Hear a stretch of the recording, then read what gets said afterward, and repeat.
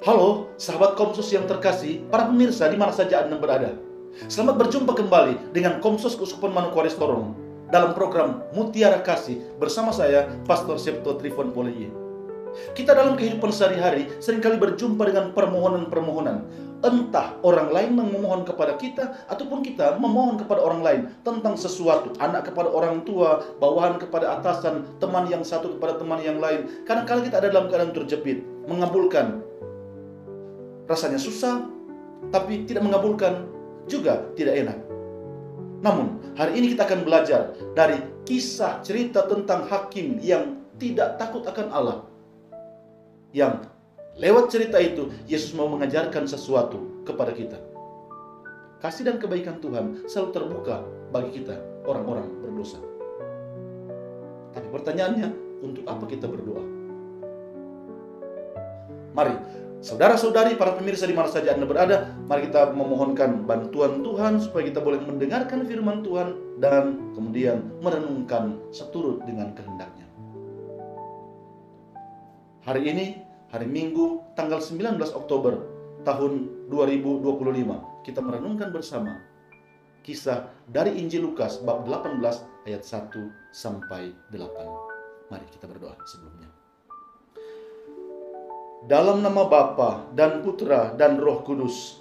Amin.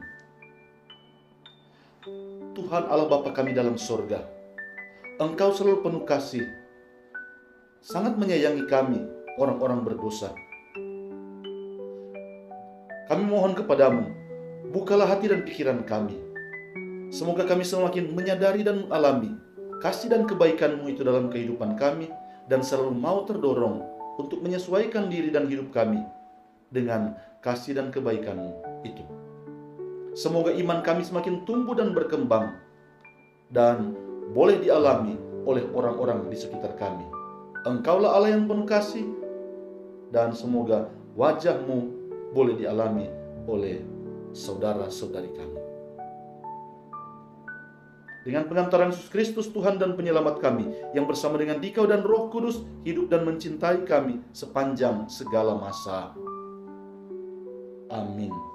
Dalam nama Bapa dan Putra dan Roh Kudus. Amin. Saudara-saudari, para pemirsa di mana saja berada, mari kita mendengarkan firman Tuhan yang terambil dari Injil Lukas bab 18 ayat 1 sampai dan dengan 8. Tuhan bersamamu. Inilah Injil suci menurut Lukas.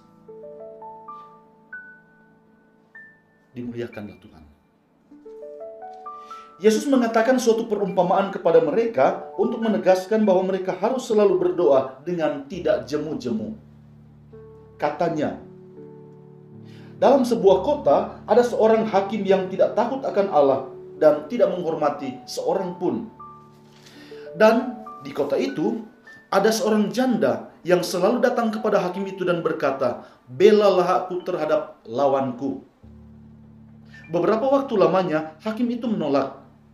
Tapi kemudian ia berkata di dalam hatinya, "Walaupun aku tidak takut akan Allah dan tidak menghormati seorang pun, namun karena janda ini menyusahkan aku, baiklah aku membenarkan dia, supaya jangan terus saja ia datang dan akhirnya menyerang aku."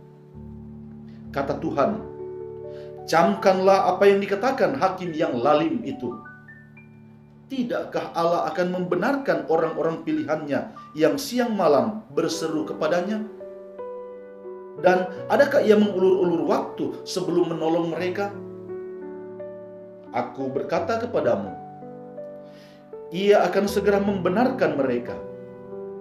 Akan tetapi, jika Anak Manusia itu datang, adakah ia mendapati iman di bumi?" Demikianlah sabda Tuhan. Terpujilah Kristus.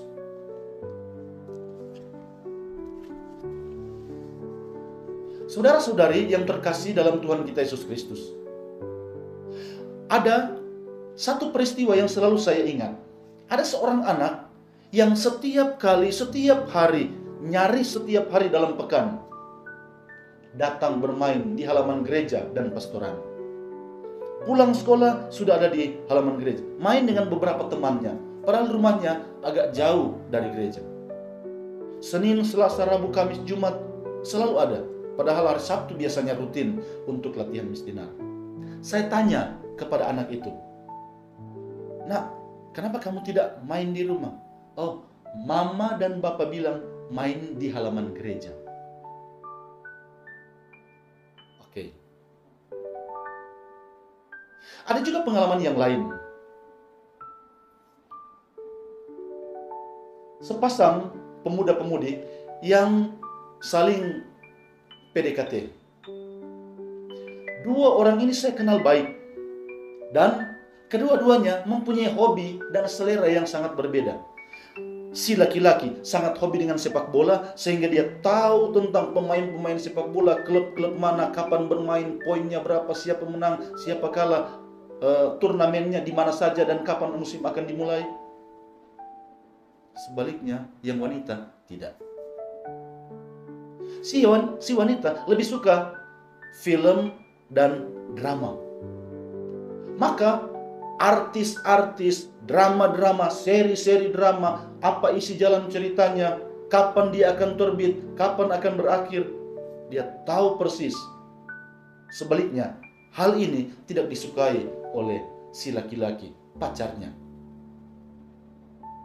Tetapi setelah mereka menikah, beberapa tahun kemudian, bercakap-cakap dengan mereka, ternyata si wanita, si istri ini sudah bisa bercerita tentang pemain sepak bola, tentang turnamen, tentang poin-poin, tentang kapan dan di mana akan ada pertandingan sepak bola. Dan 1-2 nama artis dalam drama-drama dan seri-seri drama sudah bisa diceritakan oleh suaminya. Suatu kekaguman, apa yang dulunya tidak disukai, perlahan-lahan disukai. Dua kisah ini menjadi kisah yang sangat inspiratif untuk mendalami bacaan kitab suci yang kita dengarkan pada hari ini. Kisah tentang hakim yang tidak takut akan Allah dan tidak menghormati siapapun.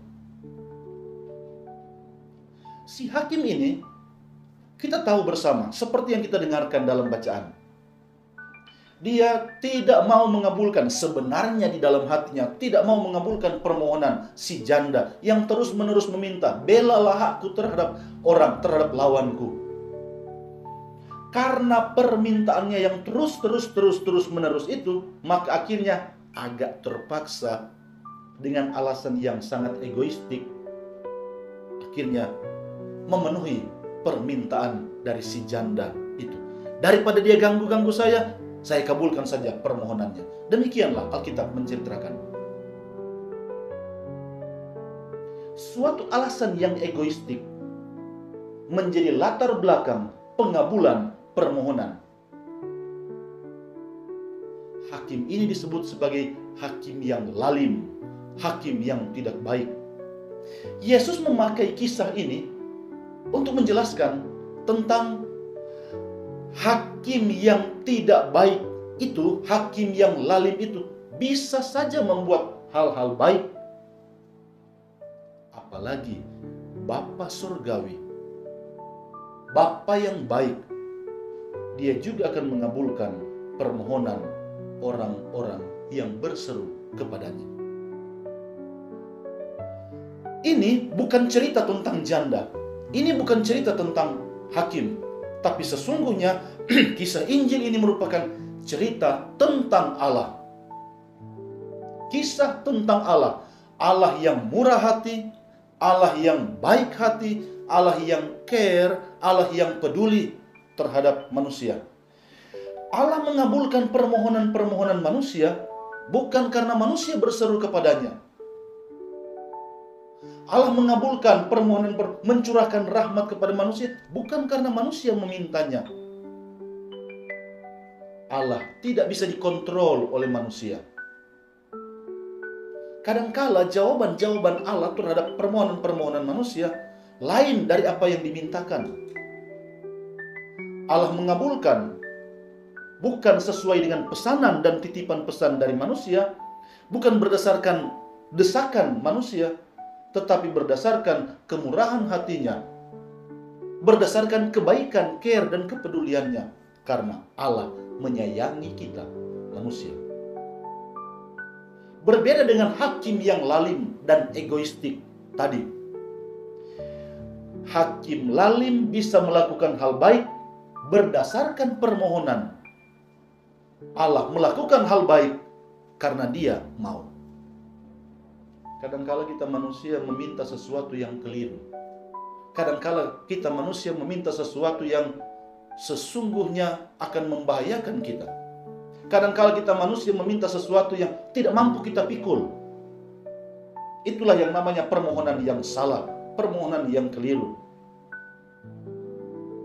Allah menjawab, kadangkala menjawab sesuai dengan permohonan kita, sesuai dengan waktu yang kita kehendaki. Tapi kadangkala jawaban Allah lain dari permohonan kita. Karena Allah melakukan sesuatu hal baik, mencurahkan rahmat-Nya, bukan berdasarkan perintah manusia, bukan berdasarkan godaan manusia, bukan berdasarkan desakan manusia, tapi berdasarkan kemurahan dan kebaikan hatinya.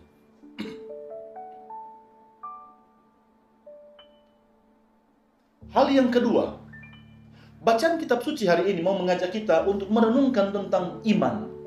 2 pekan yang lalu, bacaan Injil juga berbicara tentang para murid yang mengatakan kepada Yesus, "Tambahkanlah iman kami." Pada pekan yang lalu, bacaan Injil juga berbicara tentang orang kusta yang disembuhkan secara ajaib. Dan hanya satu yang datang bersyukur dan tersungkur di kaki Yesus untuk berterima kasih. Ini soal iman. Maka pada akhir bacaan Injil hari ini, kita mendengarkan juga Yesus mengatakan, apakah ada iman di bumi? Apa itu iman? Iman bukanlah semata-mata sesuatu power yang dikdaya, yang berkekuatan besar, yang mampu menghalau kejahatan-kejahatan, kuasa kegelapan, atau hal-hal yang buruk. Bukan seolah-olah rompi anti peluru yang mampu menghalau peluru-peluru kejahatan. Iman bukan sekedar tentang ilmu tertentu yang mampu menolak semua hal yang buruk. Iman terletak pada penyesuaian diri orang dengan kebaikan dan kemurahan Allah. Iman itu berkaitan dengan kualitas-kualitas Allah yang perlahan-lahan tertransfer, terbentuk di dalam diri manusia. Iman menunjuk pada kualitas-kualitas Allah yang ditemukan dalam diri manusia.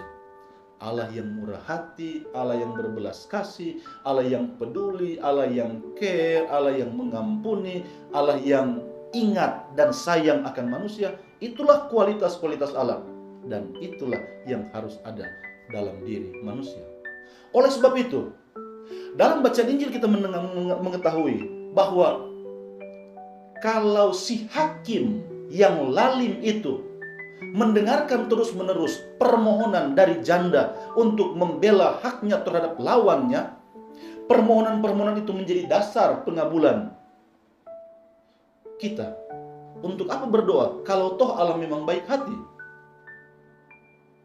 Untuk apa kita berdoa? Bahkan berdoa tak kunjung putus, kita berdoa tak jemu-jemunya. Padahal kita tahu bahwa Allah itu baik hati terhadap kita. Di mana letak pentingnya orang berdoa kalau Allah mencurahkan rahmat bukan berdasarkan permohonan kita, tapi berdasarkan kemurahan hatinya? Untuk apa berdoa?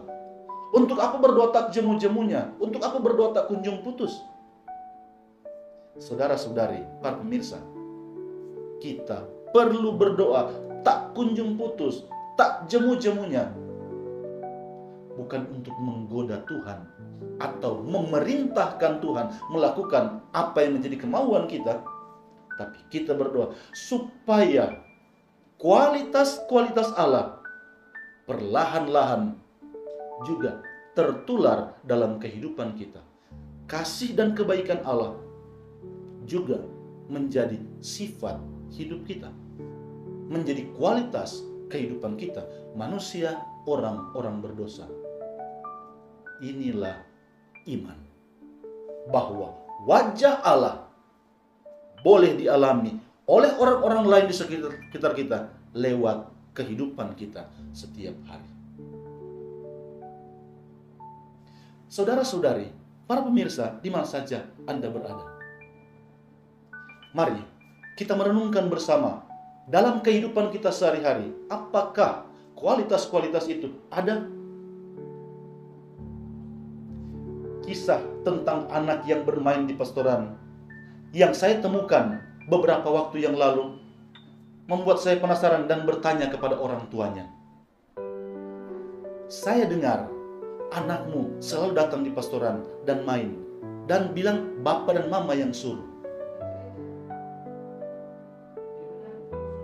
Ternyata orang tua mengatakan, iya, kami yang suruh. Kami berharap dengan dia selalu ada dekat dengan gereja, sepanjang hidupnya dia akan dekat dengan gereja. Siapa tahu di kemudian hari dia juga mau menjadi pater karena selalu melihat pater. Demikian halnya juga dengan suami istri yang mempunyai hobi yang berbeda. Karena perjumpaan terus-menerus, perjumpaan yang tak kunjung putus, tak jemu-jemu, selalu berulang, maka transfer minat juga semakin hari semakin terbentuk. Kalau orang selalu dekat dengan Tuhan, berdoa tak kunjung putus dan tanpa jemu-jemunya, maka kualitas-kualitas Allah juga menjadi kualitas hidup kita. Dengan berdoa yang tak kunjung putus, kita perlahan-lahan membiarkan diri terjadi percampuran ilahi di dalam hidup kita. Allah yang penuh kasih, Allah yang care dan penuh kepedulian tinggal dalam hidup kita.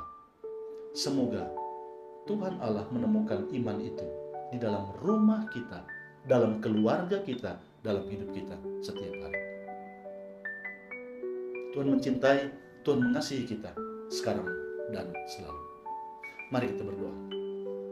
Bapa Surgawi, Allah yang kekal dan kuasa, kami berterima kasih kepadamu karena kami boleh mendengarkan firman-Mu dan merenungkannya.